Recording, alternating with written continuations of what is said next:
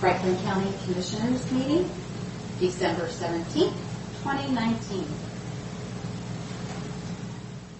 Hallway here, didn't realize what time it was.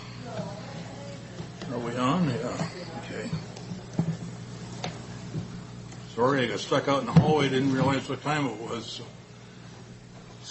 It is 9:02, and we're here for our Tuesday regular meeting for December 17th, and Commissioner Didier and myself in person. We have Mr.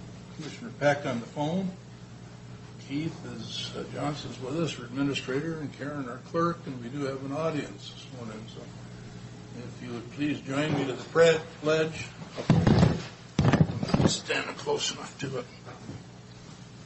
I pledge allegiance to the flag of the United States of America and to the republic for which it stands, one nation, under God, indivisible, with liberty and justice for all. Thank you.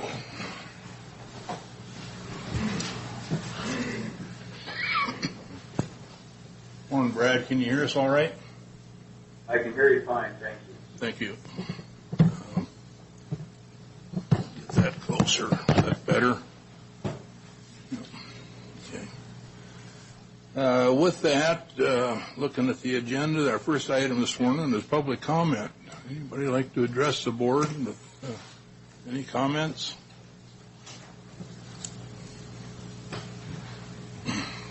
George Dockster, 4951 South Landing Road. I'm assuming you transferred the $1.7 million from the road budget, or you're getting ready to, plus the $600,000 from Benton County to make up for the budget shortfall. So I want to know what you're doing about next year when we're going to be $2.25 million short again. Yeah. Can't answer that at this point. Well, you better be thinking about it, because we're going to have our butts in the crack again next year, and you wait till the last month to say, oh, we're short, we got to transfer money again. We need to start figuring out now how we're going to cut the budget or raise money, one or the other. Because you can't go on $2.25 million short every year, and expenses keep going up.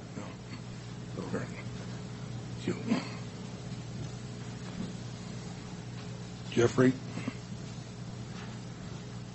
I would just like to point out that this commission has been very open with the budget process. The budget workshops were open to the public, so we, the public, have had the ability for several months now to know what you folks are doing. And while I may not agree with every decision you make, I respect the fact that you've made it, and I also respect the circumstances behind it. And I just want to stress that, especially as the leader of the opposition party, because it's important we remember the times when our government is transparent, when they do try to answer our questions. And it is always important to at least say one positive thing, because I guarantee the budget discussion is probably going to get a little spicy. But I figure, what the heck, let's have at least one positive. Further comments? Seeing none, we'll go on to office business. The payroll vouchers, that green folder there. There's a stack of paper. Looks like we have a vouchers for the warrants and check numbers. And it's been approved by two members of the auditor's office in the amount of $547,376.53. Second. All in favor? Aye. Aye. Aye. And it looks like we have a salary and clearing payroll and emergency management payroll. And again, it's been looked at and approved by two members of the auditor's office in the amount of $980,996.49. Second. All in favor? Aye. Aye. This right here. Yep. Okay.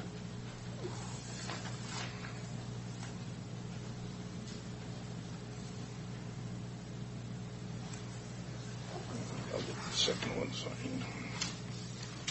With that, next item on the agenda is the consent agenda, which is quite full today. A lot of it is contract renewals for the end of the year and so on. So there's 19 items this morning on the consent agenda. Mr. Chairman, I move for approval of the consent agenda with discussion on items 1, 2, 3, 4, 5, 6, 11, 16, and 17, and 19.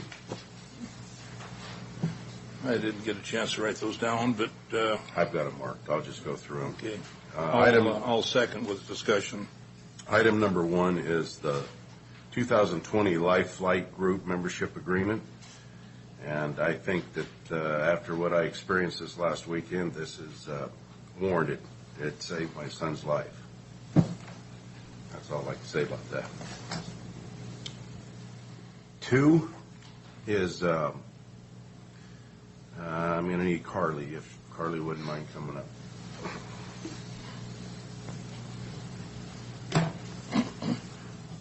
So Carly, on this, I've got a revised here. This is to let the public know, this is the open enrollment for our benefit plans package. And you went through here with a detailed October 17th, October 29th, emails sent out October 30th, November 4th, November 6th, November 8th, November 12th, November 13th, and November 15th. You were very thorough in making sure that everybody had the opportunity to opt out of our benefits package. And yet we've got 5 people here that now have or are wanting to opt out to receive the VIVA. Now, that would get us up to 66, correct? 66 people total opting out of our benefits package? Just one point. I don't know that these 4 individuals that are 5. requesting. There's an added one, Mark Garcia. Yeah, he's the 4th. Well, I went through and read every one of them. There's Maureen Astley. Yeah. There's Adam Diaz. Yes. And then we've got Joshua Yates. Yes. And then we've got Garcia. Okay, so I counted Joshua twice. I apologize. Nope, that's okay. And I don't know that these individuals are looking to waive coverage. What I do know is they did not complete their open enrollment during the open enrollment period, so they were defaulted into, per the county policy, the lowest cost employee only plan and no voluntary buy-ups. So the fact that they are requesting the opportunity to go in and choose their benefits does not necessarily mean they're looking to waive coverage. They could be wanting to, change to a different medical plan or to add, Did change you read to a their different letters? dental. Oh, does it specifically say that in all of them? Yeah. Okay. So they're wanting to engage in the VIVA. So I'm asking you, that would be if all 4 of them opt out and get into the VIVA with the 7 that we have taking in a salary, that's going to take us up to $748,440 for next year. And you told we got approximately 260 employees, right? About 275 Oh, benefits eligible employees. So if we took the whole allotment, and I only figured it at 260 times 12 months times 945, we're talking about $2,948,400. Can we afford that as a county if everybody decided to opt out? What do we got insurance for? If everybody had decided to opt out, the cost to the county would be the same as it is now. And what are we Because paying? that money goes towards premiums or VIVA. What are we paying for insurance? Are we paying $2,948,000? The county contributes $1,030 per employee per month for benefits, which includes medical, dental, vision, life, and long-term disability. So we're actually paying more than that then. Does that go to total Conover? towards benefits. Does it go to Conover? It goes No. to the carriers. What are we paying our insurance company for our benefits package? For this, when they opt out, they're getting $945. Is that what we're paying Conover for this insurance? We pay Primera for the medical insurance, and the county contributes $945 towards premiums for those employees. If an employee has an employee-only plan, the excess goes to Viva. If the employee covers a family, that whole $945 goes to Primera plus $100 and something from the employee, depending on the plan. There's a lot of variables, so to be able to Okay. make a general statement, I think. All I'm trying to say is that our costs are going up, and we're in a budget shortfall right now. All I'm trying to say is we got to look at this more realistically than we are right now, because this is eating out our budget. This is costing the taxpayers a lot of money, and I'm not happy with the fact people are opting out, getting the full allotment in Viva. I've talked to other counties, and specifically I've talked up to Stevens County, and they only give half of what it is in Aviva, and I'm willing to do that. Nothing in any county I've talked to is given out in salary. So I've got a problem with that. Item 3 is joint bi-county non-bargaining wages. Again, this is you, Carly. It's going to cost us $13,885. Franklin County's share of $38,000. I don't understand this. How can the financial impact be $13,800, but Franklin County's share is $38,000? It's by county. $13,000 is Franklin County's share of $38,000 total impact. Oh. So the total amount is Share of. $38,000. Okay. Yes. So all right. Well, I got to apologize because I haven't had a lot of sleep over the weekend. I understand. Okay? And I'm just trying to get this all figured out. And we're going to go, the attached bi-county resolution reflects a 2.5 cost of living adjustment for the bi-county non-bargaining employees. So they're going to get a 2.5 COLA cost of living adjustment this next year. yes. Okay, on to item 4. Again, same thing, by county, and this is a $1.73 increase per month per eligible employee, which is another increase for the bi-county employees. I'm just basically bringing this up so everybody out in the audience knows that as a farmer, you're relying, or businessman, you rely on your products, you rely on your commodities, and there is no cost of living increase for any of you out there in the audience that have a private business. Okay, so then we're into the next one, which is a United Employees Benefit Trust. And now we're dealing with a union, right? This is the benefits plan that the bi-county groups participate in. Yep. And really, we just agreed to it. There was really no bargaining going on, was there? Because it just looks like we agreed to what they wanted. No. This agreement is the administrative document that allows us to offer benefits in accordance with the collective bargaining agreement that we have already signed with this group. At item 6, we're talking about our appraisers, Amendment 3 of appraisers collective bargain agreement, financial impact $5,386. Article 14, rewrite to eliminate vacation, annual leave, and introduce paid time off program with administrative language comparable to other county groups on the PTO program.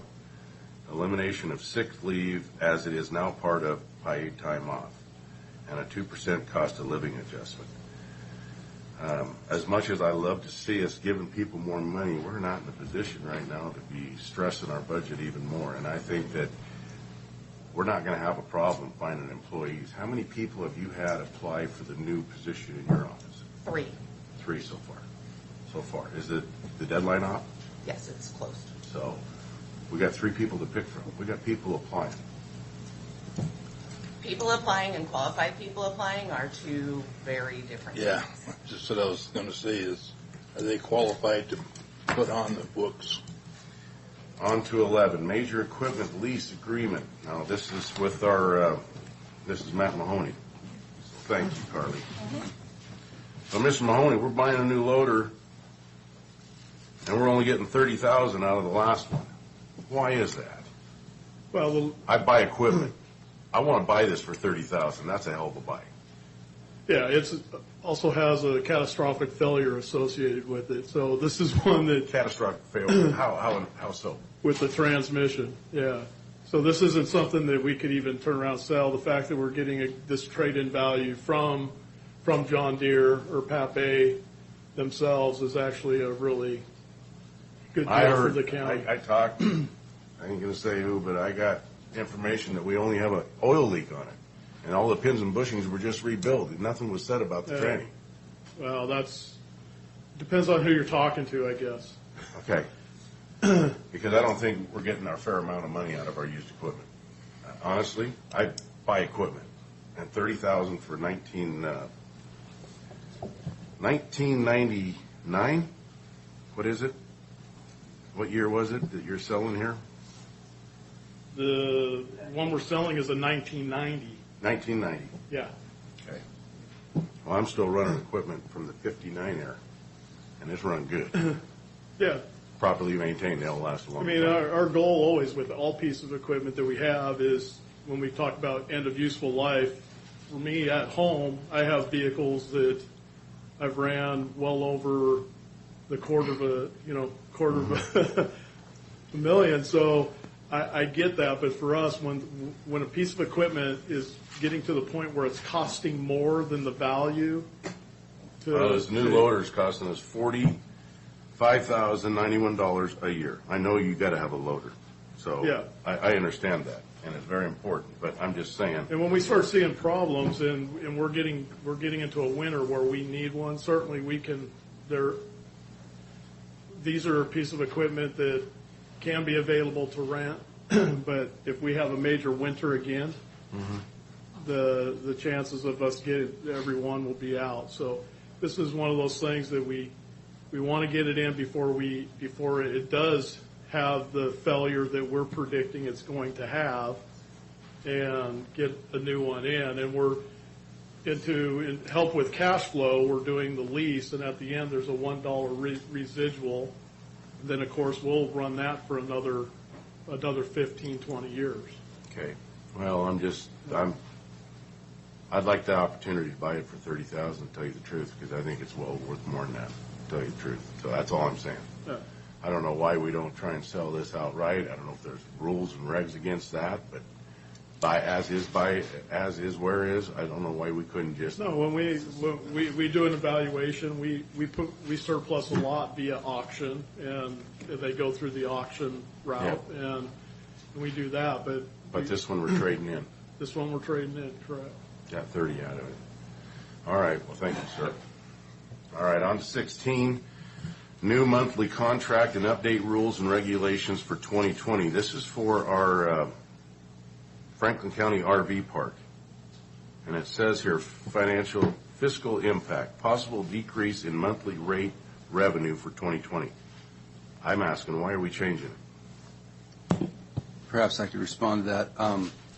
We have for some time been discussing the need to make some significant legal corrections in our business model at the RV park.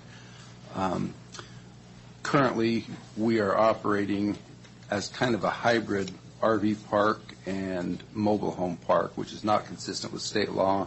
It's not consistent with our permit, and it's not consistent with our zoning. And that is a function of the evolution of that park over the history since we first owned it. And working with our legal counsel, we recognize the need to make a change so that we're in compliance with those state laws as well as our local zoning and county ordinance and city permit issues. Well, so we're making some significant changes to the contracts to fix that. Going to a 6-month rental instead of a year? Yes. The RV laws in the state of Washington limit an agreement to 6 months or less within a 12-month period. So we're compelled to make that change. I have a problem with us being in competition with RV parks. I don't think we should even be involved in this. Well, that's certainly a legitimate point of view, and we have kind of gone out of our way to avoid as much competition as possible by having rates that are generally higher than the market, so Higher that than the neighbor. yeah, so that the other parks do not feel like we are taking customers away from them.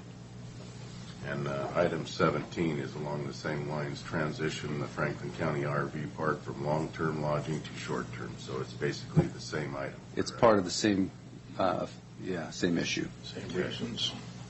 And then item 19 is the redistricting of Pasco here.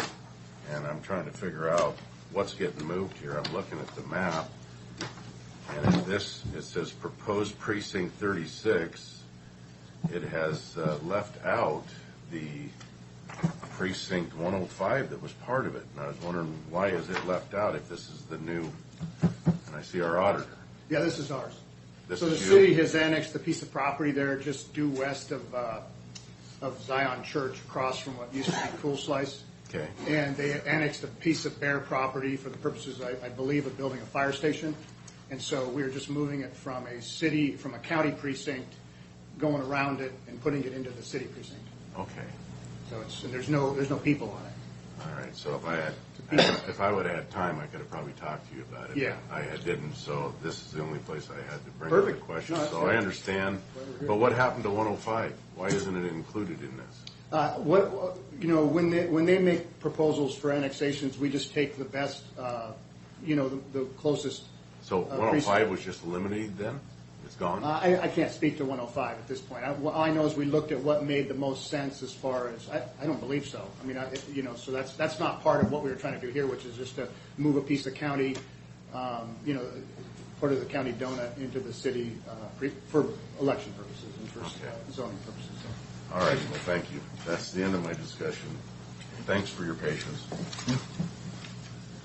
With that, anything further? Commissioner Peck? No, good discussion, thank you. Okay. With that, there is a motion and a second. All in favor? Aye. Aye. I said aye. Okay. Sorry, I didn't hear you. We'll go on to administration. Keith? Yeah, the first item for your consideration is Resolution 2019396.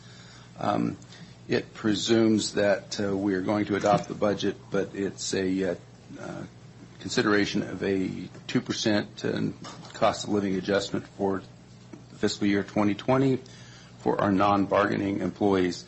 This is consistent with our previous year's plan to continue to improve our competitiveness in the marketplace through the salary study that we conducted, and it's consistent with the bargaining unit agreements that we already have now and agreed to and in place, and I think there's one that's still pending that we will expect to conclude here shortly. So for that to take effect, it requires action of the board. So financial impact estimated $154,373. We're just adding more on for next year's budget. And I want to give everybody a pay raise, but I just can't see how we can keep spending this money like this and going to our taxpayers year in and year out, raising their taxes and then shifting road shift money, and we are just digging a hole we're not going to be able to get out of. So I'm having a hard time voting for anything right now.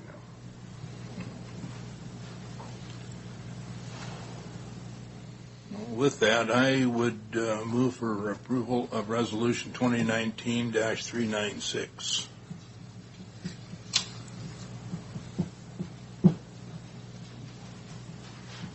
Is there a second? Chairman, I'll second the motion. Okay. Any further discussion?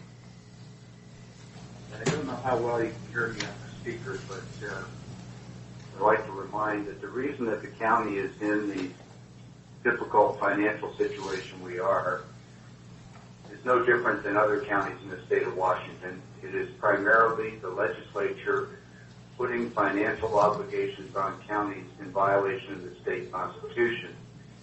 It was recently, within the last couple of weeks, that the Washington State Association of Counties, with the blessing of the counties, including Franklin County,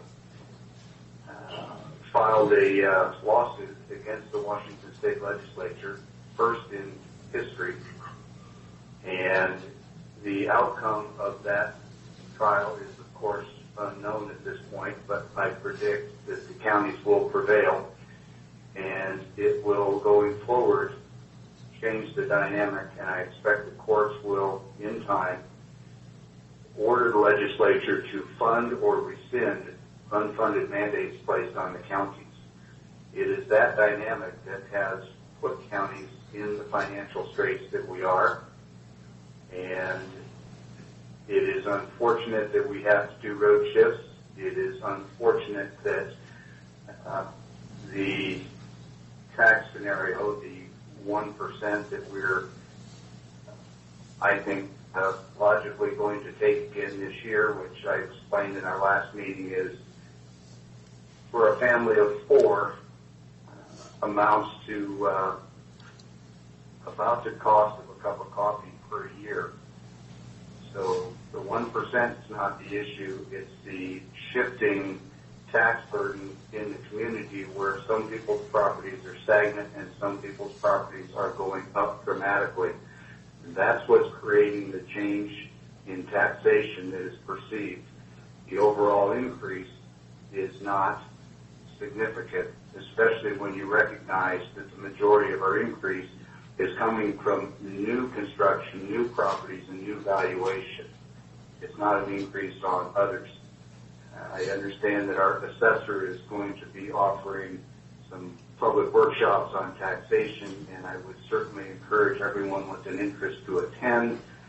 These matters are not so complex that they can't be easily understood, but until you have the information, it doesn't make a lot of sense. So thanks for the time. Hope you could hear that, and that's all my comments on the motion. Thank you. Well, Keith, you and I met with our planning department on Wednesday morning, and we found out that Connell Cardlock's been put in a permit in June for new construction out there on Basin City and has not been approved.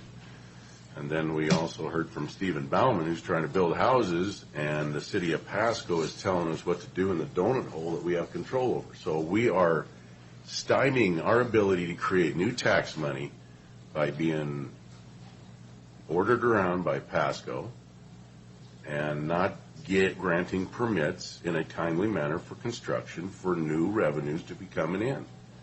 I think we need to really look at the Growth Management Act and what it's doing to our county as far as growth and as far as the direction of growth, and it is hurting our ability to create new revenues for our county. So, Mr. Chairman, I would just offer that Commissioner Didier is correct that the Growth Management Act does have provisions that can make it difficult for development to take place, and it's something that we should press upon our legislators in Olympia, who are the ones who have the authority to make changes to the Growth Management Act.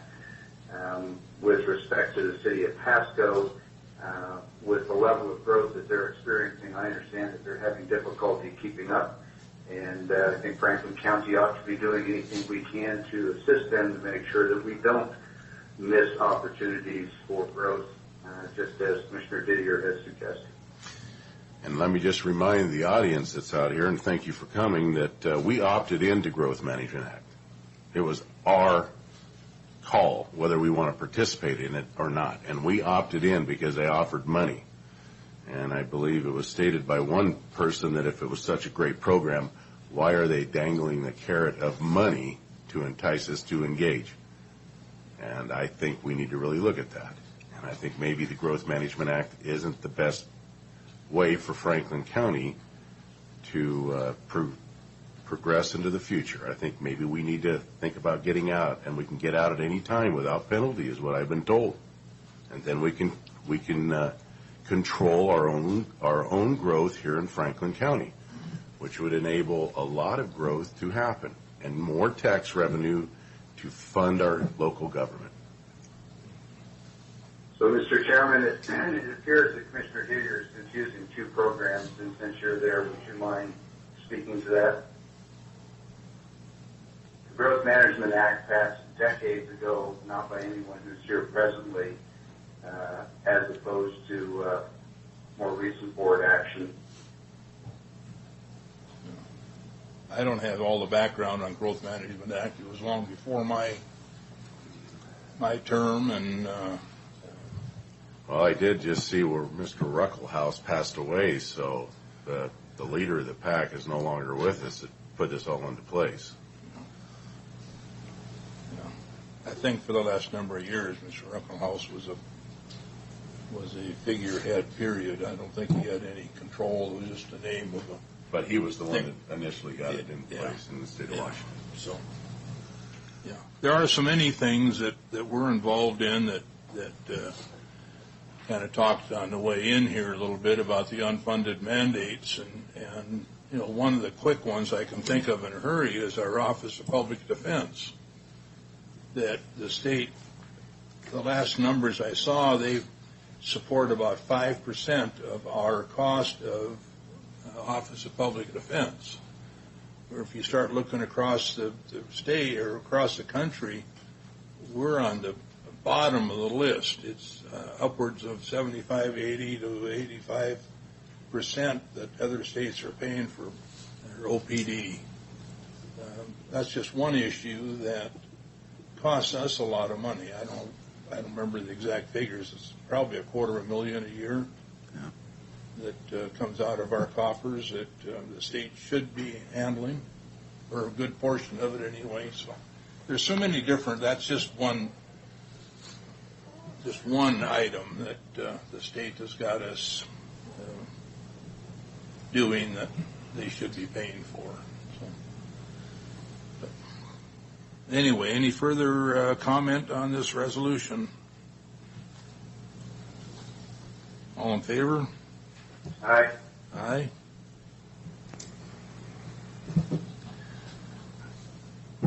I'll abstain. It's passed. Okay. Okay.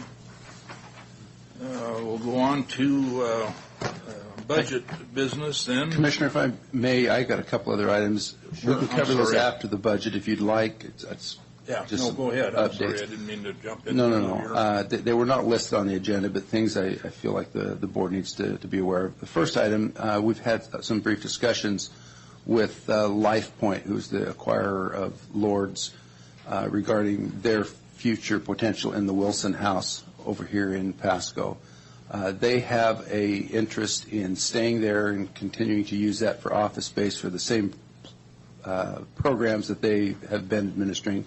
They recognize that the business model has changed and are willing to have a discussion or a negotiation over lease terms.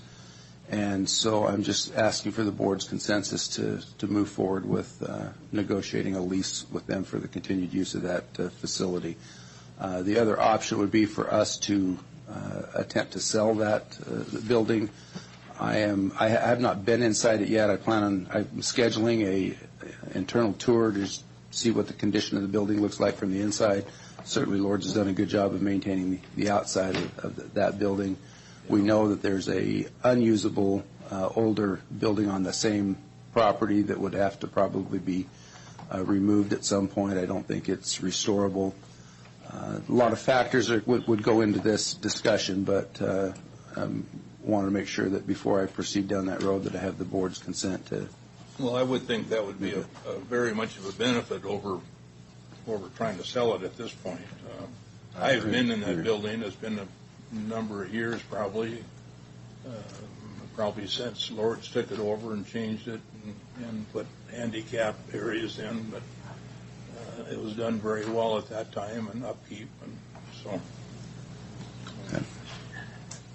So, Mr. Chairman, I'm of the opinion that for a variety of reasons, that property ought to be sold by the county.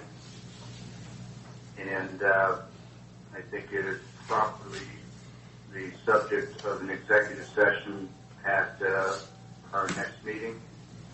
The nature of the property and the inherent liability and risk to the citizens of the county among other things, I suggest that that and some of the other properties that we hold probably ought to be converted to a capital account for more appropriate spaces.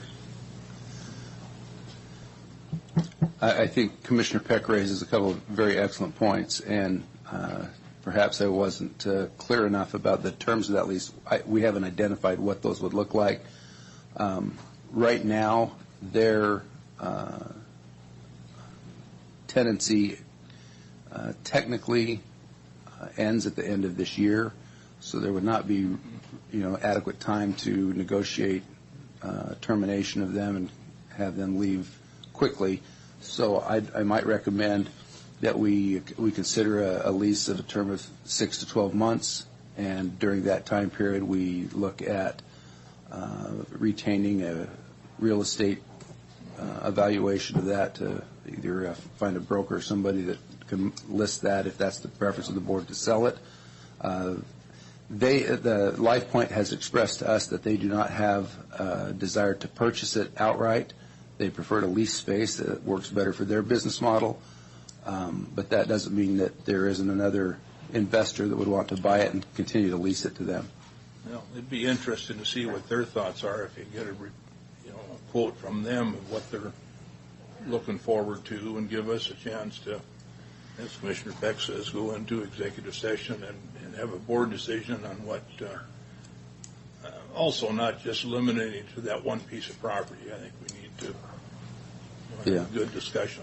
And I think we could probably look into the fact that you could sign a lease with the fact that the lease would be passed on to the buyer. I mean, we do that out on the farmlands all the time. I mean, I don't think there's a problem there with that. Putting together a lease with the contingency that this thing could be sold, maybe they'd be an interested party to buy in it. And the buyer takes it subject to the lease. Yeah. That's certainly And I think doable. probably we should be looking at our RV park and our track facility on the same manner. If we're not going to make money with track, I don't know why we're hanging on to the thing, because it's an opportunity for somebody in the private sector to buy it and then pay taxation on it, which would help our budget. Right now, we're not getting anything out of it. We're not working it to make money. We're working it to break even. Fair enough. Okay. So Commissioner Chairman Cook, I'll just add a note that conditioning a sale agreement and binding a lease to it doesn't do anything to improve the value of that property. It puts potential constraints on it. If a new buyer wants to lease it and LifePoint wants to lease it from them, that's something they can work out. We ought not condition the sale on that.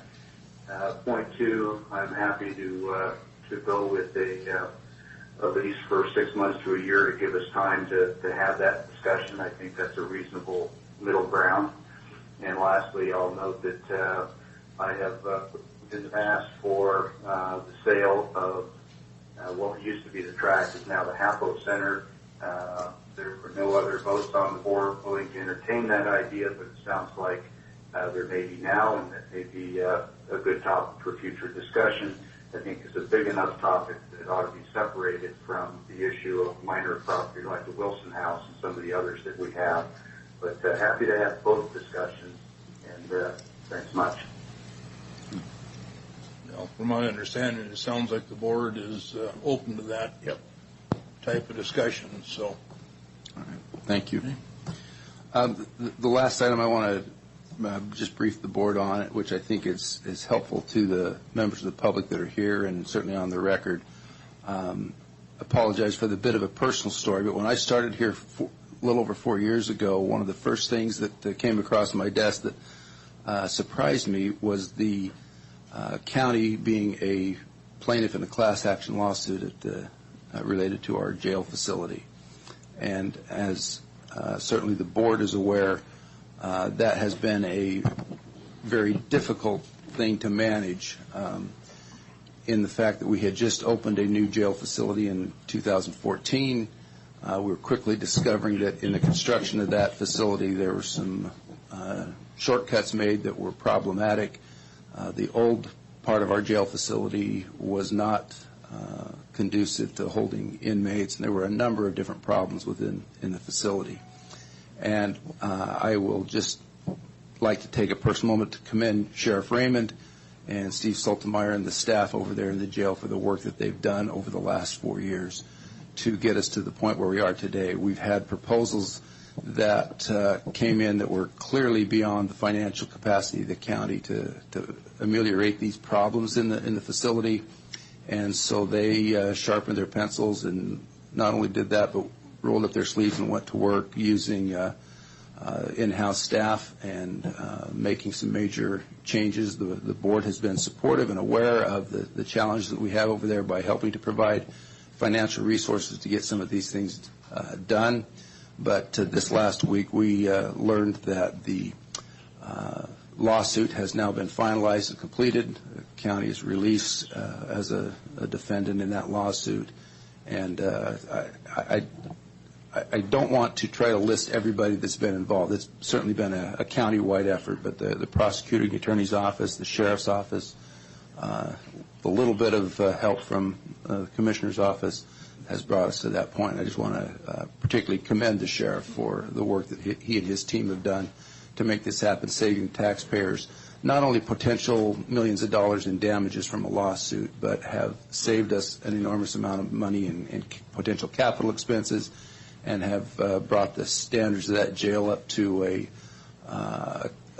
facility that is now being modeled as one of the better run jails in the state of Washington. And I just felt like I would be remiss if we didn't point that out, in as much as we have difficult decisions to make, but sometimes something good happens, and I want the board to be aware of that. I got to agree with you, Keith. I think our sheriff did a great job, but I got to ask, who was responsible for the oversight of this construction and these shortcuts that were taken?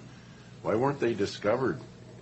You probably weren't here, but who was responsible for this oversight that didn't happen?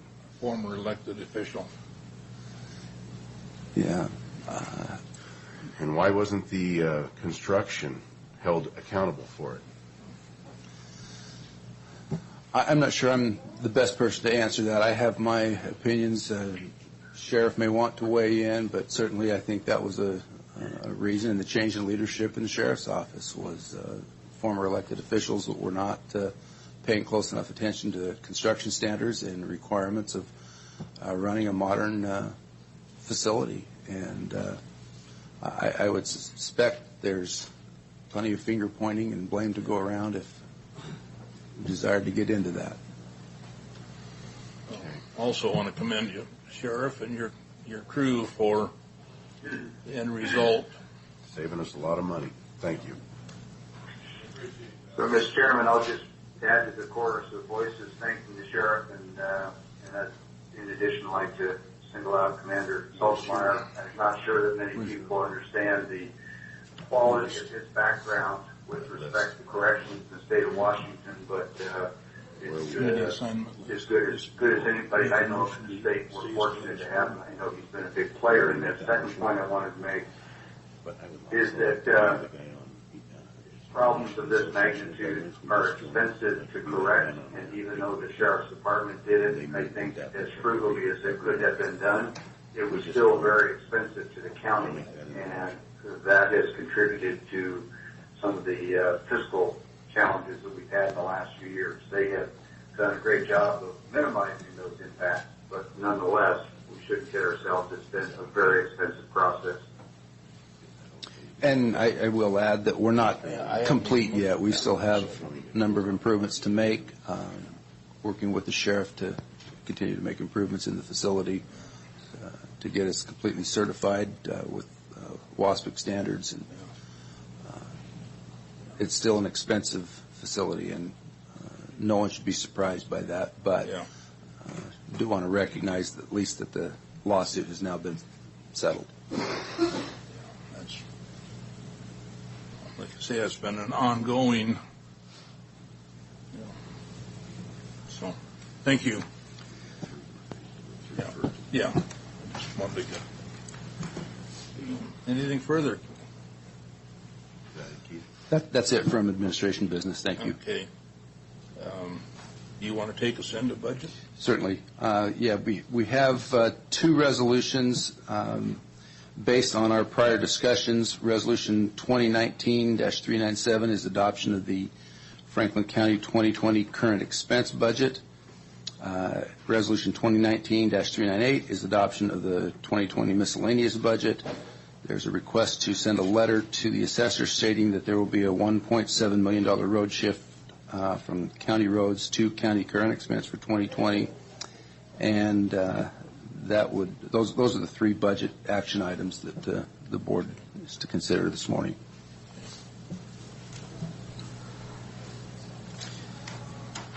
I should state for the record that the under resolution 2019-397, which is the 2020 current expense budget, the amount is $36,960,000. And let me find the miscellaneous.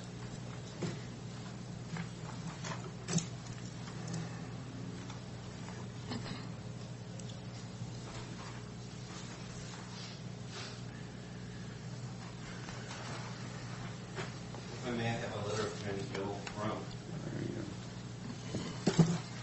Dr. Beaton. It just gives an estimation of some of the highlights that are in the budget there. Yeah, thank you. It was just supposed to be with the budget that you have in front of you. Thank you, John. Okay.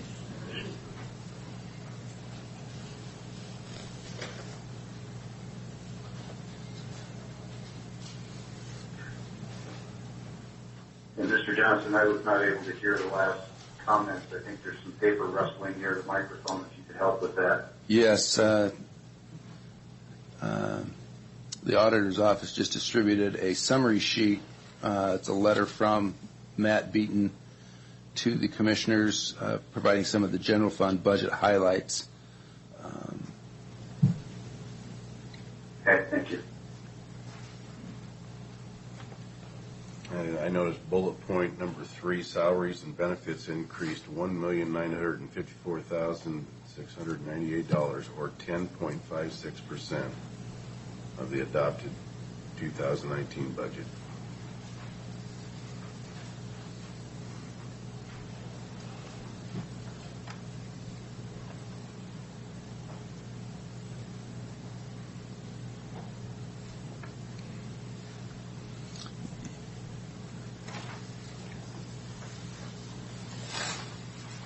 All right, we'll start with the two resolutions, 2019-397, 2019-398. 97 is adoption of the 2020 current expense. 398 is adoption of the 2020 miscellaneous budgets, which includes all of the different districts and out of current expense. These are separate items that the treasurer handles. Mr. Chairman, I move for approval of Resolution 2019-397 as presented with discussion. Okay, discussion on 397. I'll second. Mr. Chairman, I didn't hear a second. Was there one? I'll second. Discussion. Okay, thanks. So, there isn't anybody who'd like this budget constraint to reduce any more than I would. None of us wants to collect more taxes than are necessary. None of us wants to do a road shift. And I'm looking forward to a discussion starting in 2020 early, in which for the next year's budget we can hear great ideas from any of the three of us, and especially from our new commissioner who has a fresh set of eyes, as to what exactly we or he would recommend we cut out of the budget. Do we cut salaries? Do we cut staff? I'm open to all those ideas and willing to work with the board. And I think it's going to be a very illuminating discussion. My hope is that we can continue to fund our employees at a level that keeps our bargaining agreements reasonable and keeps us out of court. And I'm hopeful that we can make progress with the legislature and get them to actually fund, as the Constitution requires, the things that they have put upon the people of our county to fund. And if we can do a couple of those things, I think there's room for a very healthy relationship. But the big player in this, the long pole in the tent, is getting the legislature to own the expenses that they put on us. And if not, we as a board maybe ought to consider whether or not we want to entertain a vote at the county level to refuse to do selectively some of the things that the state has put on us and not funded. It would be a fairly courageous step. I think we'd be the only county perhaps that's done that. And I'm open to that discussion because enough is enough. But we can tinker around at the edges locally, but that's not going to fix this problem. We've got to get the legislature to quit burdening us with things they don't fund. Well said. Well, Mr. Chairman, I finally heard something that I agree with. I want to challenge this state on a lot of things, including, and we have a county now that has stepped up and filed a motion to intervene on 976. And I thank Pierce County for that. And I talked to Pam Roach this morning on the phone, and she asked about our salaries, and I told her what they were, and she was a little bit, she was shocked at the amount of money the commissioners were making for a population of 90,000. And I said, yeah, we're getting paid well. But I'd like to take it a step further, too, on discussion. I would like to start having workshops with every department on how we can tighten everybody's belt in the county and make it more effective, more efficient for our taxpayers of the county. I think that we should really be looking at workshops, and I'm willing to spend the time in that workshop to help make that happen. Further discussion? Just an observation that I'm open to all those ideas. I think workshops are great, and looking forward to the discussion and specific recommendations. Rhetoric is interesting, but we need specific actions that we can take to make a difference. Okay. With that, we have a motion and a second for 2019-397. All in favor? Aye. Aye. No. Okay, we'll move on to Resolution 2019-398, miscellaneous budgets. Yes, Mr. Chairman. Oh, I'm sorry. Go ahead, Commissioner. Is somebody else that needs to speak first? I was just going to say for the record that this is a resolution requesting the miscellaneous fund budget for 2020 be set at the amount of $59,308,939. Thank you, Mr. Chairman, for approval of Resolution 2019-398. Okay. Second. All in favor? Aye. Aye. Nay. Okay. So noted.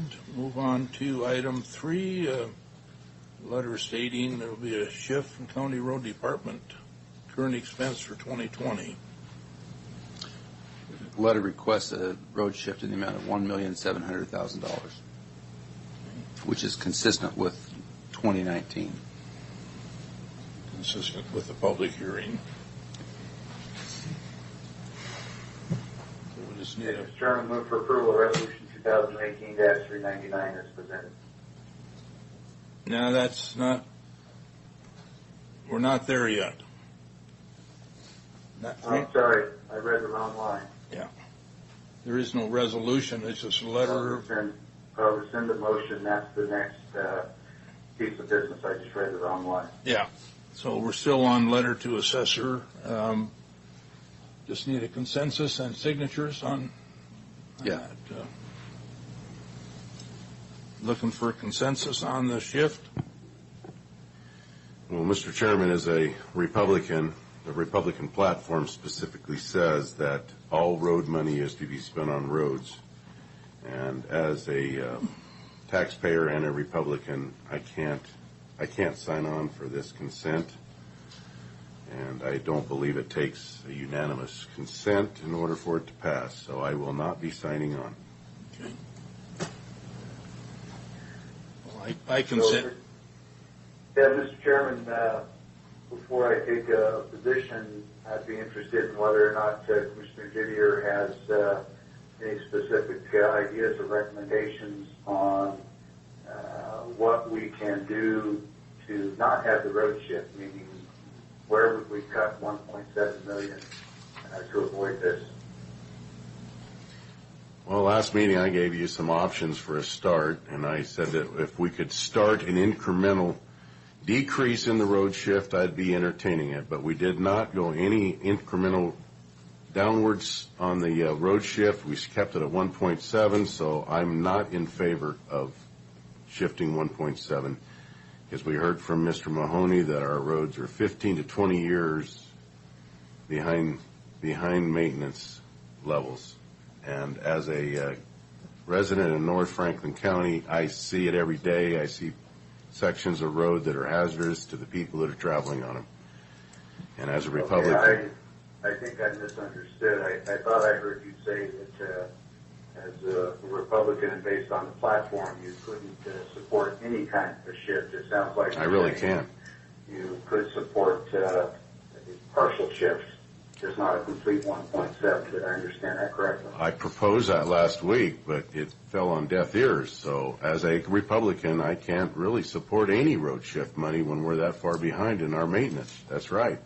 If we could have came to an agreement... That would require us to avoid all 1.7. And so I did understand you correctly. Yes, and you did. I'm not hearing a proposal for to cut the 1.7. So I don't see it as another alternative. Mr. Chairman, that understanding, I'll consent to the road shift. Also, consent to that. Okay. Thank you. Okay. All it is 2 out of 3. So go on to item 4 of the budget business. Mr. Chairman, on item 4, I move that we leave the assignments as is from 2019 into 2020 with the amendment that I would like to serve on the Eastern Washington Association of County Governments that meets every month in Davenport. We just joined, correct, Keith? I'm sorry, which organization was that again? Eastern Washington Association of County Governments. EWOC? Yeah. We have nobody assigned to that. I would like to take on that responsibility and leave the rest of the assignments as is. I've just got comfortable in all the groups that I'm in. I know the people and what's going on. And I'd like to leave the chairman as it is because in an election year, I don't think it's appropriate for a commissioner that's running for re-election. Am I correct, Commissioner Peck, that you're going to run for re-election in 2020? Well, that's a decision that is separate and aside from this discussion, and the history is that commissioners have served in years that they've run, and other cases they haven't. That's not a determinant factor. Well, also in the history is that the chairman is rotated, and in 2019 it was supposed to be the 3rd District, which would have been me, and the third district has not been represented since 2016. So in all likeliness, I should be chairman, but I'm willing to leave Mr. Cook as the chairman because our meetings have been civil and they have been very productive. So I'll offer that if you read the state law, you'll find out that it is an election. It is not a rotation. It's not an appointment. Sometimes we'll do that out of convenience. With all due respect to your relatively new status, I would agree that it's a bit early for you to serve as the chair. I'm interested in serving as the chair, and I don't think it poses, I know it doesn't pose any conflicts. And Mr. Chairman, there was a motion made. I've not heard a second. I appreciate a ruling that it dies for lack of a second. and I intend to move for resolution of 2019-399 as presented. Well, I was waiting for discussion on that. I was going to second Commissioner Didier's motion, but I didn't get a chance to. So, Okay. I move that we, due to lack of second on the 2019-3, Mr. Chairman, No, point of there's order. a I've already second. indicated a desire to make a motion. I should have the floor next. yeah. Go ahead. Mr. Chairman, move for approval of resolution 2019-399 as presented.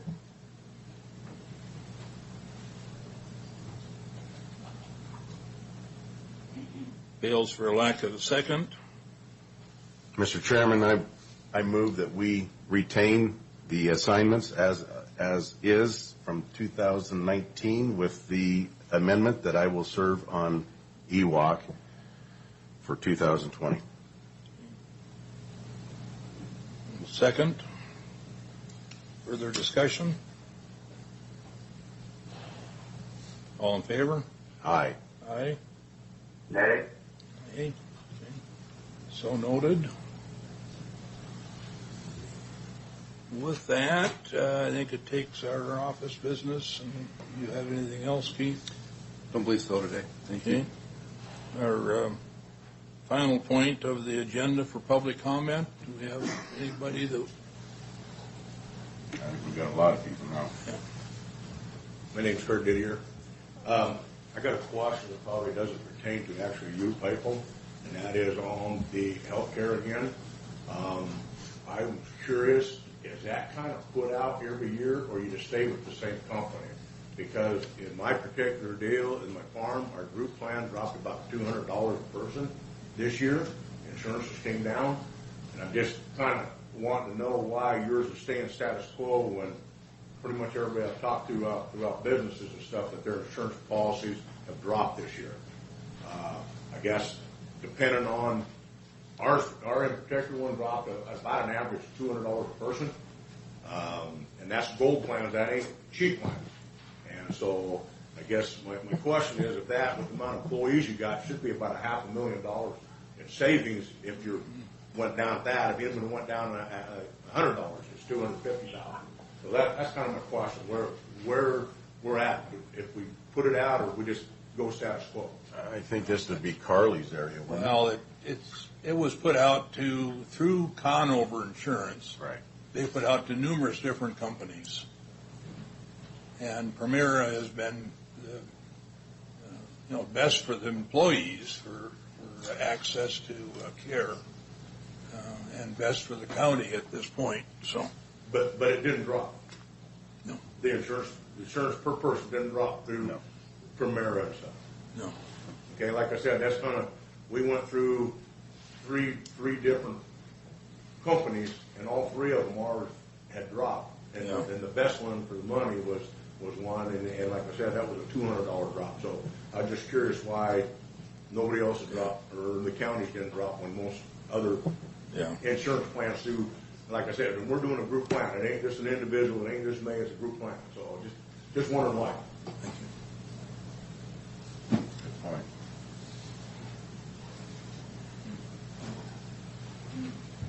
So first, I just want to, I don't know if everyone knows, or I was a little bit late, but just to keep Clint Didier's family in your prayers. His son had only 35, had major heart surgery, and so just want to appreciate that he came even under these circumstances.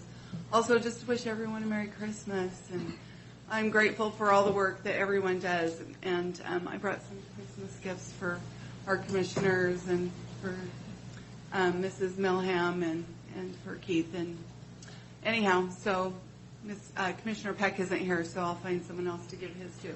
But I just wanted to let you know how much I appreciate each one of you and all the work that you do. And I know that I can be a pain, but I'm only trying to be a voice of the people and to let you know what the people are saying. And people, conservatives tend not to speak publicly, so I hear what they tell me privately. So that's why I'm here to just let you know that. And I want to appreciate Bob Cook. He's my commissioner, And I appreciate the respect that he always gives me when I come. I appreciate that. Thanks, Luanda. Thank you, Luanda.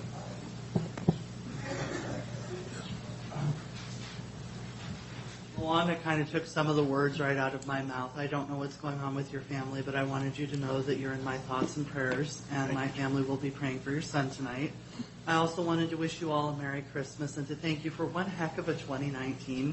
This is the last time I think that we're going to see one another before Christmas, as next week is Christmas Eve, and even if there's a meeting, I'm sorry, going to have to take a hard pass on that one. I just wanted to say thank you. I've learned a great deal from this commission and how it operates. You have forced me to ask a number of very difficult questions about public policy and in a lot of ways my own values as somebody who seeks to also serve the public good. So you've really tested me in the best of ways. And when I have made mistakes and been gavelled down at meetings for using inappropriate language, Commissioner Cook has been kind enough to help me to understand why and to demand more of me, as have the other two commissioners. I wanted to thank you publicly for that. I think that was still the right thing to do. Anyway, God bless you all. Merry Christmas, and I sincerely hope you have a wonderful week with your family next week. Thank you, Jeffrey. Thank you, Jeffrey. Mr. Booker. Good morning, Commissioners. My name is Merle Booker. It's somewhat disturbing to, I've heard it, and I've also got a copy of the budget, to see that Franklin County has, over the last few years, evidently, have allowed to get in such a budget shortfall. And talking to Commissioner Cook earlier, part of those shortfalls were because of the mandates by the state. And I would agree with Mr. Peck that we cannot be continuing as a county in eastern Washington to be mandated by the west side. And I think it's time for us as a county to stand up and run this county as a business and stay positive. If it takes selling real estate, as you mentioned, having workshops, but I've been in this county for about 65 years, and I've got family and grandkids. I'd like to see it continue to have some growth. The growth management plan, that was instituted, 12, 15 years ago? Maybe longer than that? 30. It needs to be readdressed. 30 Franklin years County ago. has grown substantially. We don't even fit into that Growth Management Act.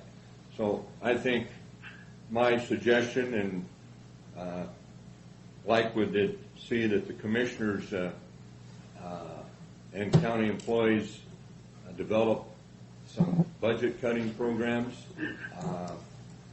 Being in the farming business and the auction business, I've recognized over the years that people that stay in business make hard, tough decisions. So I think it's time for Franklin County to do that.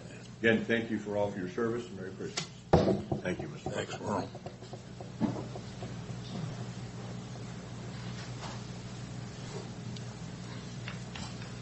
Hi, I'd just like to say a few things. My name is Victor Scott. I appreciate you being here with family. I don't have any clue what's going on with your family, but for you to take care of these responsibilities says something about your character, and I appreciate it. Thank you. I hope your son does well in recovery. He's recovering well. I think our country stands on a few pillars, and I think sometimes there's a canon of ethics which we give the judiciary the power to judge us.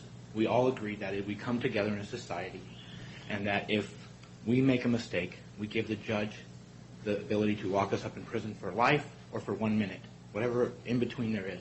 We all, as a society, agree with that. And that's how we develop a more stable community for our young to grow old, for our old to grow old comfortably, and our sick to heal. I think that's the whole reason we even have from the police to our commissioners. That's our design. We don't give the police their guns to go out and be thugs in our community. We give the police the guns to go out and keep our community civil. We give them that ability to be civil. That's why we have things like integrity on their shoulder of their badge, because when no one is looking, whether it's $1 on the counter or $1 million on the counter, nothing will change who you are. You're not going to take that $1 or that $1 million, even if no one's ever going to find out about it, because you have integrity. And I think those things of integrity and the things like we've given the judges this canon of ethics, they swear to follow a canon of ethics. And one of those first canon of ethics is that improprieties aren't allowed in court. Actually, the accusations of improprieties, if the average person, if the average man in this room here stands up and says, I watched that court and that doesn't seem proper to me, it's probably not proper. Now, it also says in that same canon of ethics, if the society was to take the time and actually examine the behavior of the judge through the actual canon of ethics and was to find that to be unacceptable, the judge isn't even allowed to be a judge whether he was elected or not. Because now, but here's the problem, and here's what's going on. And I can say this and testify this with absolute truth. There are actual improprieties happening in this court. According to in this county, in Franklin County, according to the Washington State Bar Association, if you are to have your lawyer reprimanded for improper behavior, you must first bring it forth to the judge. The Washington State Bar Association says you must tell the judge and bring it up in court in order to have him reprimanded, because it must be on record and the judge must have had a chance to straighten out the lawyer. If the judge hasn't had a chance, you cannot bring a complaint to the Washington State Bar Association. Actual slanderous statements have been made against clients who are up against crime. Multiple, not just one or two or me or three, 5 or 6 or 7 slanderous statements have been made by the prosecution. When the defendants try to object to that, the judge stops them, so they are not allowed to object. And if you know anything about, they are no longer allowed, once you're no longer allowed to object, you're no longer allowed to complain about your lawyer's improper behavior. So now your lawyer can act improperly, you can't do anything about it, and then when it really comes to when your freedom, your justice, that justice for all, because if justice for one is molested, justice for all of us is molested. If my family's justice is taken, their family's justice is taken. And we used to understand that as a country. That's why we have the American flag, the state flag, the county flag, because the first one comes first. What is going on and what the average citizen needs to understand and needs to go sit up in this superior courtroom and actually sit down and take time out of their life and examine is the improprieties happening here. The prosecution will slander a defendant with completely false allegations just to muddy the water of the defense. And then when the defendant tries to just object to get it removed from the record because it is slanderous and false, he then is silenced down. And then when he asks his lawyer to object and his lawyer doesn't object, he then has this is what you need to understand again about the judicial system. If you don't waive your right to an objection, if you don't raise it, you waive it. In other words, you don't get to go back a week later. Excuse me. I object to that behavior. Excuse me. Yeah. Where are we going with this conversation? I'm going with this. It's about the county.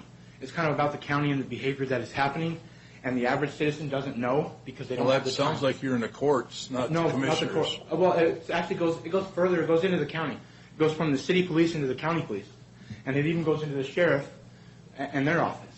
See, that's where it goes to the improprieties in court.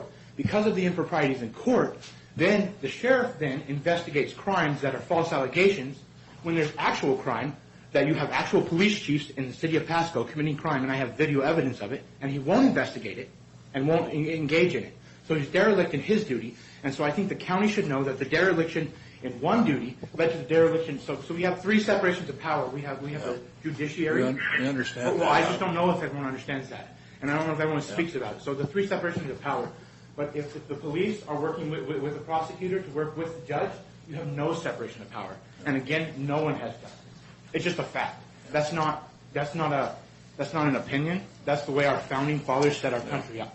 And without that, I think that we don't have a city. We don't have a county. We can call it something. And I'll end with this one comparison of what I'm trying to explain. If you watch one clip from the Star Wars movie and it says, these are not the droids you're looking for. There's 2 Jedis in a ship, and they're looking for the droids R2-D2 and C-3PO. Very simple, and it's like mind control. Those are not what you're looking for. We can move along. He can move along. That's not what we're looking for. We're told one thing. If we take the time to stop and examine, like our forefathers told us to, we will see the truth.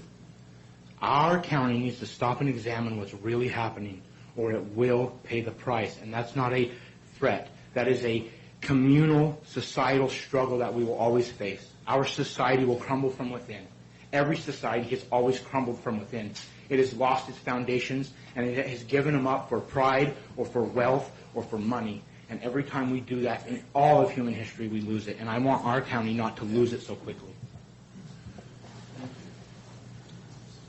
Mr. Chairman, as we're on public comment, I would just like to say I would like to see if our Board of Commissioners would like to send a letter to Pierce County saying that we support their action to move to intervene. That way our PA won't be involved, but would like to give them some support with the fact that they're willing to challenge this.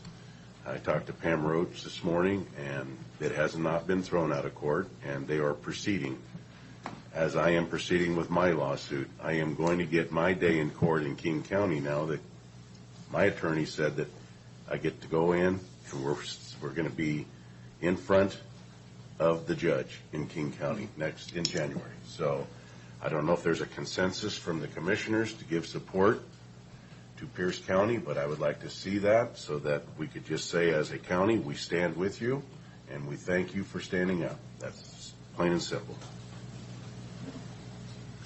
I guess we'd need some prosecutors' opinion on that.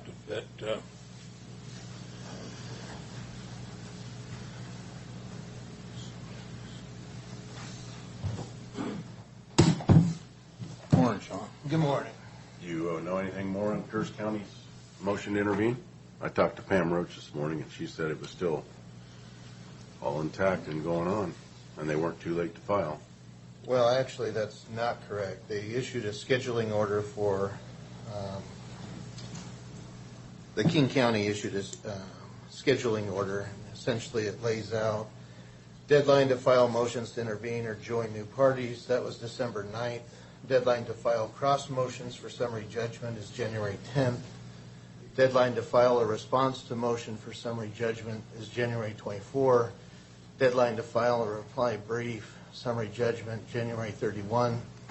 Hearing on cross motions for summary judgment, February 7th of 2020. So those are the Deadlines. scheduling orders. Now, they filed, this is the 16th, so it was December 9th, you said, was the deadline? Yes. I think they were underneath that. And I believe Pierce County did a motion to short set, and they were accepted in Yes. recently. Yes. So they are accepted into that, and that's going forward to the Supreme Court. Good. That's what I'm asking, is we just show, not to get you engaged, but just as a county, we thank them for intervening, and because we have a 72% vote of approval of I-976, and I want our voters to be heard. Yeah, just from a legal standpoint, again, I think what has been discussed previously, the Attorney General's office, I think, Commissioner, you had even mentioned they've done a good job as far as the motions at the earlier stages as far as trying to support and defend the initiative process. They didn't, though, because they didn't have a change of venue in there. Okay, well, you're asking for my opinion, and so the question is, there's certain strategic reasons for filing a motion to try to change a venue. Venue is proper when one of the parties is from that appropriate venue. We have similar issues happen here in Franklin County and Benton counties. We don't chuck out a party just because they happen to be from Franklin County or whatnot. It depends on a variety of issues. They've defended the initiative process before in counties that raised the issue. We've seen a history of the State Attorney General's office defending the initiative process on other similar initiatives. They've defended the tax reduction initiatives in the past. I would anticipate the Attorney General's office will fulfill their duties as outlined in RCW 43, that they are the required entity to defend the state of Washington and the process through the courts. So they are going to do that. What I heard you propose was asking for a consensus to send a letter of support of what Pierce County is doing, which I understand in essence is saying follow the law, follow the initiative process that has taken place. Absent some discussion or argument that this was not a valid election, then the initiative should be enforced and enacted immediately.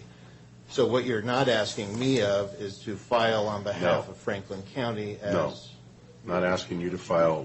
I'm just asking for a letter from the commissioners in support of what Pierce County is doing. And I assume by that letter, that's directing to the Pierce County Board of Commissioners. No, they're not commissioners. Support.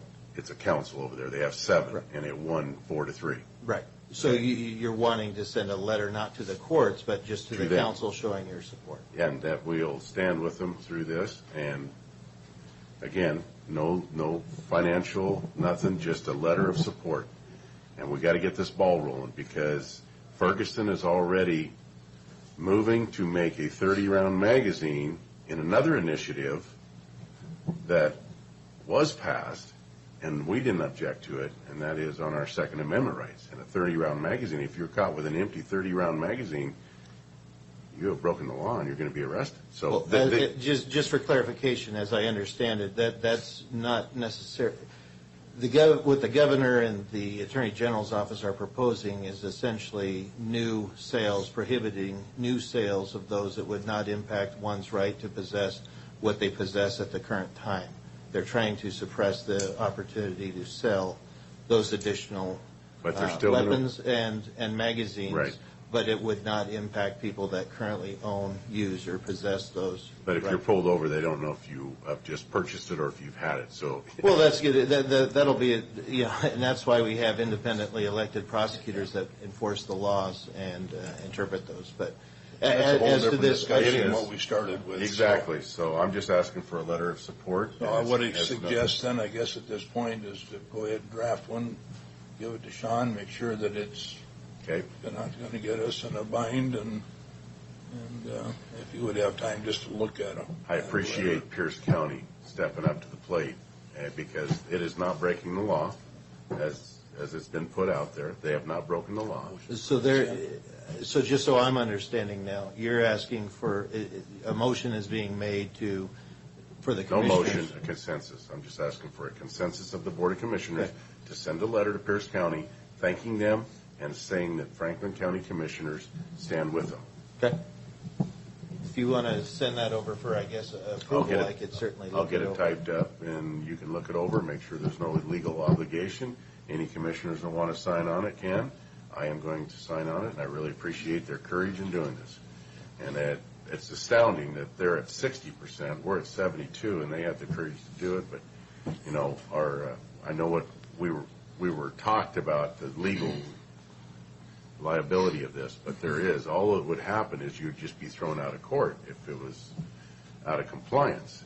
It's what Keith told us. We'd just be thrown out of court, and I don't know why we didn't try it to begin with, but I appreciate Pierce did. Well, I just want to take an opportunity to kind of explain the process. So if we intervene as Franklin County, and I ask the court to allow us to join the table, basically taking on a legal responsibility that does not fall under my authority or purview, the court could choose to throw it out. They could allow, like they've allowed Pierce County to intervene. When Pierce County or any party joins the table at the defense table, that means Franklin County as an entity, Franklin County as the government of Franklin County. I'm not representing every citizen of Franklin County. That's not the duty of the prosecuting attorney's office. My duty is to represent the Franklin County entity, which is to enforce and follow the laws. If we intervene, and I filed a motion to intervene, then that means I am basically volunteering taxpayer dollars of Franklin County as a Franklin County representative to sit at the table of the defense, meaning I am inviting litigation. Once I file a document saying that I want to join a lawsuit, I have to fully defend it.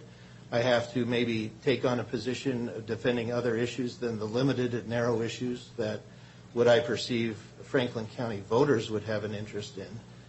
I would have to sit and remain at the table. I would have to fully investigate and pursue that litigation. That would take us away from the other statutorily required duties of the Franklin County prosecutor.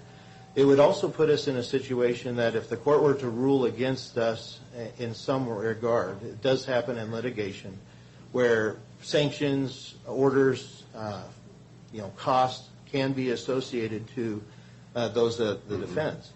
So by me volunteering taxpayer dollars to join the table at this litigation, I could be also inviting the court to find that, well, Franklin County, now that you have joined this at the table, we were going to assess these costs to the state of Washington, represented by the Attorney General. But now these costs are also going to be attributed to Franklin County. So now that you're at the table, you also get to pay the costs that have been imposed by the court. That's something that we don't typically engage in. My job is to keep Franklin County out of litigation, make sure that we're doing things consistent with the law. One of the other considerations is the discussion that I have heard repeatedly is the discussion that we do not have adequate funding for our roads. Part of Franklin County is the city of Pasco. By challenging the initiative, not to get into the merits, but some of the issues as far as representing the interest of the county, Pasco is in the jurisdiction of Franklin County.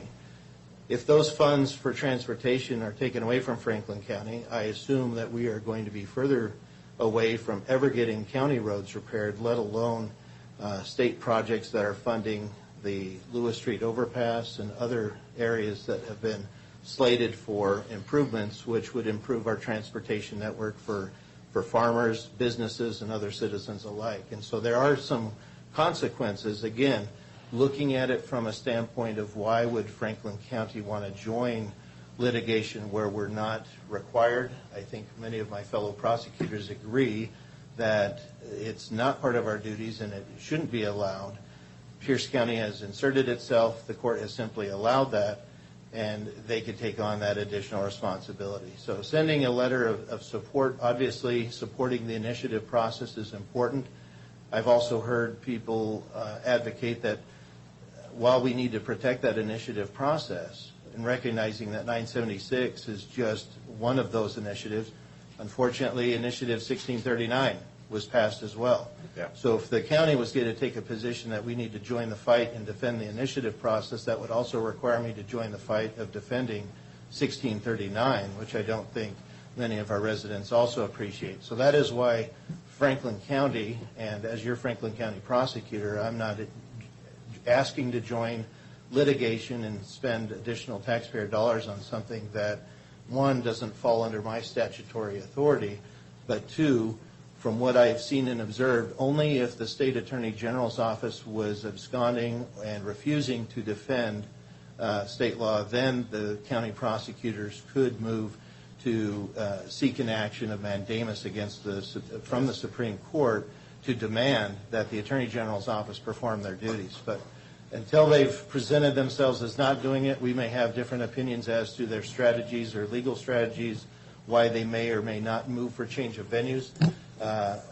One of those reasons is if I move for a change of venue against one of my judges, or I ask a judge to remove themselves for cause and good cause is not found for that judge to recuse themselves, now I have basically upset the process, and now I have the same judge that will remain on the case will be deciding the case for us. Now, we could all believe that those judges will remain impartial and wouldn't hold that against the moving party attorney, but I think we recognize that we're all people, and there's a lot of reasons why you wouldn't join. And simply removing it, change of venue, that's going to be irrelevant. As we all knew going into this particular challenge, the main fight is going to be at the state Supreme Court, not at King County. So King County is really an irrelevant. King County is back in King County. Supreme Court sent it back to King County. I recognize that. And I'm going to be in the courtroom in January. And I recognize that. And the reason why is because it's going to be at the county level first, that at that court level, that's where they're going to take evidence, take information. They're going to weigh in what the impacts of the initiative are. And again, even if we were to win, as you're saying, we the people of Washington State that passed this initiative, if the people win that initiative, we all know this is going to then go to the state Supreme Court. So sending it back to the county level is not going to ultimately resolve this particular issue. It's just the beginning, and that's why I'm saying as the Franklin County prosecuting attorney representing Franklin County interests, if we move to intervene, that not only means that I'm joining in a fight that is not statutorily authorized for me to do, not only do we have to expend the money to fight a case in King County and through the King County court system, we all recognize we are going to then ultimately have to move to the Supreme Court and defend the action through the Supreme Court process. So anyway, I just think it's important to understand that the fight is not over, even sending it back to King County. Even if the citizens prevail and the initiative is ordered that it will go forward, we recognize that there will then be an appeal and a motion to have the Supreme Court review it and consider whether or not there's any further delays in implementing the will of the people. So I appreciate the arguments, because this certainly, I think the State Attorney General's office, I've heard their statements publicly, so they're on record as making it very clear that the people of Washington State have spoken. They are fully going to engage and defend the initiative process. There's every reason to believe that it was a valid election, and that process ultimately, I believe, will be adequately and fairly represented and vigorously represented, as in past cases, by the Attorney General's office. I thank you for anyway, that. I just wanted it to be clear of why Franklin County, as the entity of Franklin County, why we don't engage in litigation or join at the defense table, because there's other consequences that will impact us, not only financially, but I appreciate that explanation, Sean, but they can't have it both ways. And you've already mentioned 1639 and 976. Now, you know what's going on in Virginia. Yes. And that's going to happen here. I'm telling you right now, it's either we stand on the simple issue of $30 car tab, or we're going to be facing a lot bigger battle when they're coming to confiscate our guns, and there's going to be blood on the streets. That's what I'm saying. There's a time to pick a fight, and this is the time. If we can make this happen, we can maybe change this state's mindset and get it back on track where freedom rings. And we don't let the city of Seattle and King County rule the day, which they are, on both issues. And I think ultimately that's what's going to be decided at the Supreme Court, is that the ballot initiative, if you're going to have an initiative process like Washington State does, for good, bad, or ugly, when the will of the people speak, obviously the citizens could rally, and if they don't like 1639, we can get together as citizens and take a stand and pass a better initiative. That's the beauty of Washington State's initiative process. Thank you, Shane. You bet. We really have a consensus to pen a letter and have Sean look at it and make sure it's upon Sean's approval. On his approval. Mr. Chairman, the notion of consensus before seeing the content of a letter, in my mind, is not appropriate. I would suggest that a letter be drafted, and then we can offer consensus based on content. Commissioners are always free to send letters individually if they choose, but I'm not prepared to sign on to a letter that not only have I not seen, it hasn't even been written yet. Well, but I agree with the premise of it. I want to be clear about that. Yeah. Well noted. So, thanks, Sean, for coming up and explanation. Anytime. We're still in public comment period. Yes. I'd just like to make a correction and first start out with an apology to Commissioner Didier and the board. Unfortunately, I had another piece of equipment on my mind. I did want to follow up with the questions about what was going on with the loader. We do have major engine oil leaks on it. The bushing and cylinders on the bucket are worn out, and the swivel broke and had to be re-welded. So just reiterating. It doesn't have the tranny? Not the tranny. That's another piece of equipment. Okay. My apologies. But all that being said, it's 1990s. I know, but it's newer than what I got. Yeah, so it is time to replace it. We don't want to get into a catastrophic failure where it's going to cost more than what it's actually worth. And also to follow up, we did do quite a bit of research on the value of these out there. I mean, it's pretty easy. You can go to eBay, you can go to other auction houses and see what these are worth out on the market. And we do believe the $30,000 in trade-in is more than fair. Offer. Actually, we think it's a great offer from PAPA. So, that being said, thank you. Thanks, Matt. Thanks, Matt. Any other comments? Go ahead. I've got quite a few more, probably. Well, limit them right now. How many people in the county commissioner's office? Just the 6 or 5 of you? 7 of us. 7. 7, okay. Our salaries are $800,000 for 7 people. I mentioned it last time. The average salary in Franklin County is $42,000, and we've got 208 in the courthouse for in Franklin County, not counting the road crew. Average salary is $67,000. Everybody seems to be getting a 2 to 2.5% COLA raise, which is roughly $1,400.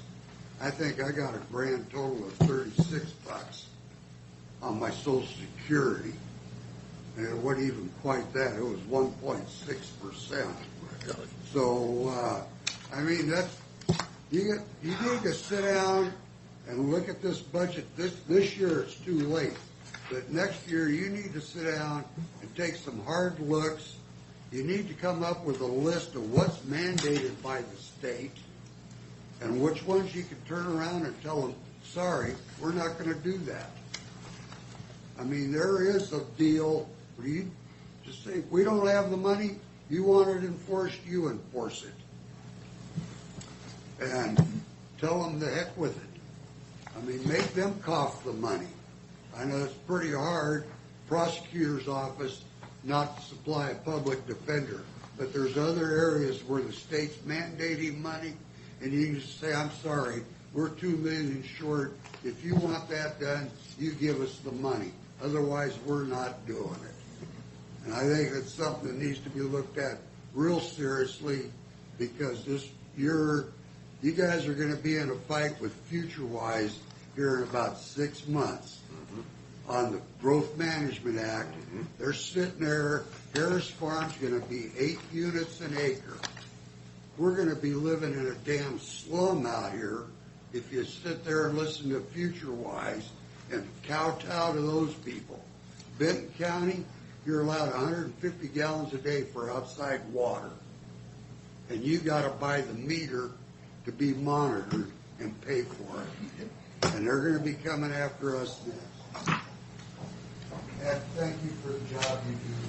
And Merry Christmas. Merry Christmas. Thanks, George. Hey, have a good day. I will. I'm standing upright. Rocky? I'm Rocky Mullen, and I just want to voice my opinion on the matter of liquidation of the county assets. It's my opinion to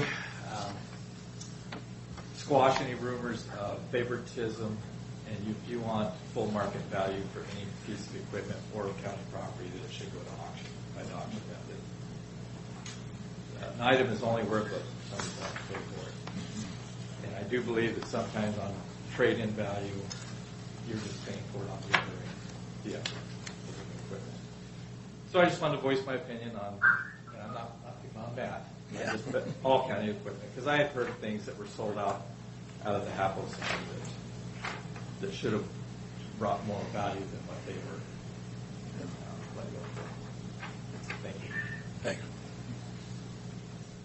Further comments? Hearing none. Commissioners, do you have anything for the good of the board? I'm good. Commissioner Peck? No, nothing further. Thanks for joining us by the phone. Obviously still in Olympia. Yep, I've met with a couple of state agencies, state representatives, and I'll be back this afternoon. All right. Well, oh, that's right. Just got a notice that this is our last meeting of 2019. Our next meeting will be January 7 of 2020. So it'll be hard to remind ourselves to write 2020. It always seems like it takes a month. So. And I'd just like to say a big thank you to everyone for their thoughts and prayers for Travis. Yeah. And also, Merry Christmas and Happy New Year to everybody. And if there is nothing else from anybody, we are adjourned. Thank you.